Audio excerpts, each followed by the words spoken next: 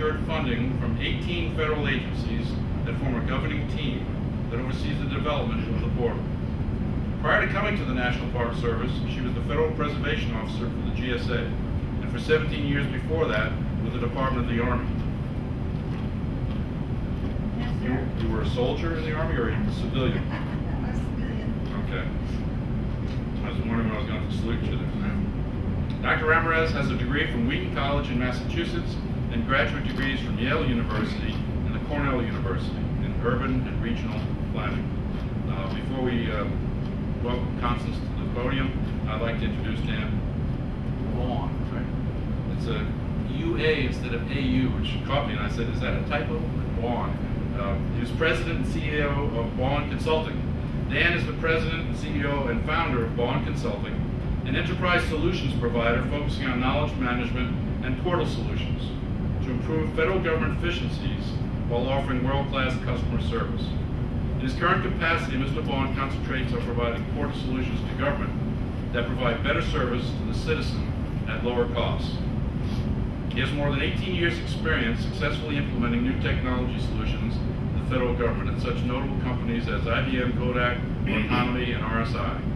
Previously, he pioneered the document imaging market. He was the past NCC AIIM. I'm not sure what that is. Association for Image and Information Management. Okay. He's vice president and programs chair of that society, where he published several papers on the future of message-based systems and was on the advisory committee for the Fed Imaging Conference. It says Mr. Buan here. Has a degree in mechanical engineering from Georgia Institute of Technology and an MBA from local George Washington University in marketing. So quite a, that's always considered to be a powerful combination of engineering and marketing. Can't beat them, right? I'd like to welcome both of our speakers tonight. Please welcome them to the podium and for their presentation. For the wires here, and If I move up, when we get to ours. yeah, let me just escape this and I'll tab over. Oh, it's on the 12. Why don't I just let you take it? Got it? Okay. Let's count.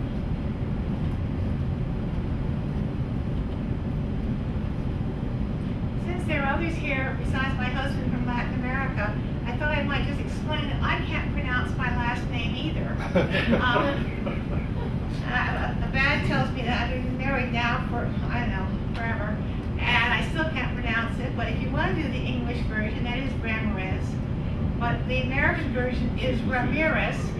But then the American version is Ramirez. But if you want to do the Spanish version, then it comes out quite differently. It's Ramirez. So you can choose which pronunciation you want to use on that. I'm very pleased to be here this evening because I'm not a knowledge manager. I'm a subject matter expert. I'm a subject matter expert working with a community of practice in a field that is very future-oriented and needs knowledge managers. And that's why Dan and I make this great team, because he's the knowledge manager and I'm the subject matter expert, and together we put together something that we want to show you this evening, plus some other things that Dan has gone on to do, perhaps based somewhat on lessons learned that we've had in our experience here. You might think it's strange to talk about historic preservation, but it's a very future-oriented because it needs technology in order to be successful. Through this whole field, we are basically establishing land uses for the future. We need to get hold of an incredible amount of information and data, these databases you talked about, so forth. They are out there in all forms and shapes. Every little archaeological site has a database that probably, in terms of you printed it out in paper, is probably higher, deeper than the hole that they dug to get the information out of. So that there's a lot out there. And I think it's interesting that we were able to sort of focus on this subject area and then bring to bear on it some of the knowledge management techniques. So let me just explain to you sort of the situation as it was, or is, as we went into this problem of how to help this field. And or at least about 75 of them out there, have the responsibility to comply with laws regarding the stewardship and protection of a very wide range of historic properties. They go from the historic buildings that the U.S. government owns, the White House, all the federal courthouses, places like that, to properties that are impacted by federal actions. Every time a highway is planned, and it might go past a federal, privately owned historic place, but there's a program that DOT has to follow, all the way out to those archaeological sites, and beyond that to the very interesting concept of sacred sites, particularly sacred to the Native Americans. So it is a subject area, it is a huge field, and we're dealing with a large number of professionals.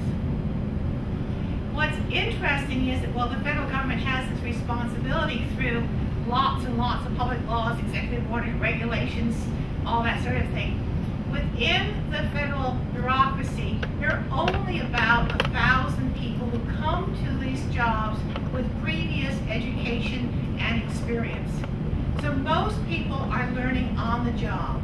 They are project managers, they are engineers, they are architects, they are in some cases working on the budget end of things, or they're making decisions about compliance with the law.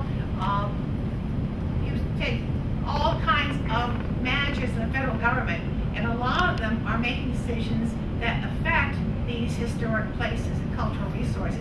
And they are looking for a way of learning on the job. As this is going on, I don't know how many thousand. I heard last year we had over 3,000 that just come through to the highest level of compliance regulation. Lots of actions are going on every day. They're meeting the laws. They're being taken care of. They don't even get in the count.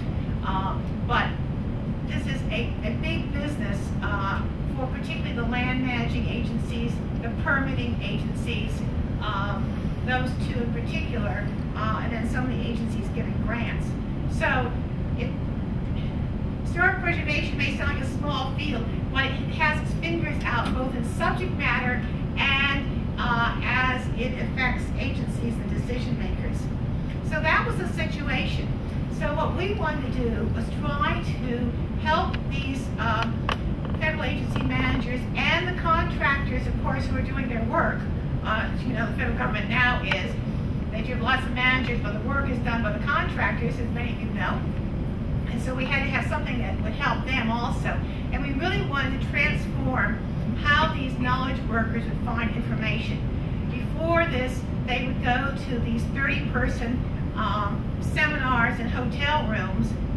And in fact, that's how I got into this business. When I came to the Park Service, they asked me to establish a program for them to do this training.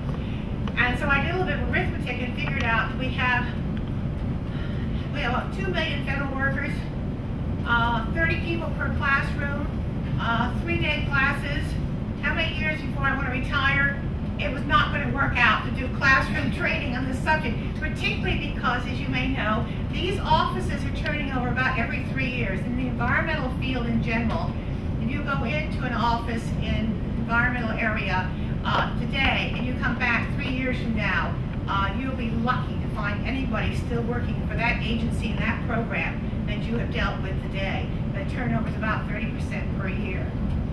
We wanted to include all the federal agencies in the product development. This was very important, and so we wanted to get that community of practice. In fact, to turn them in was really the governing board.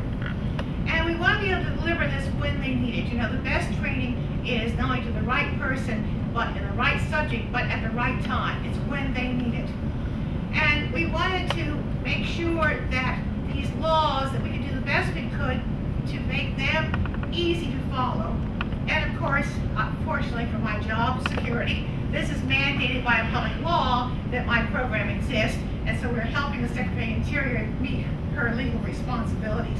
That's always nice to have a job that's required by law.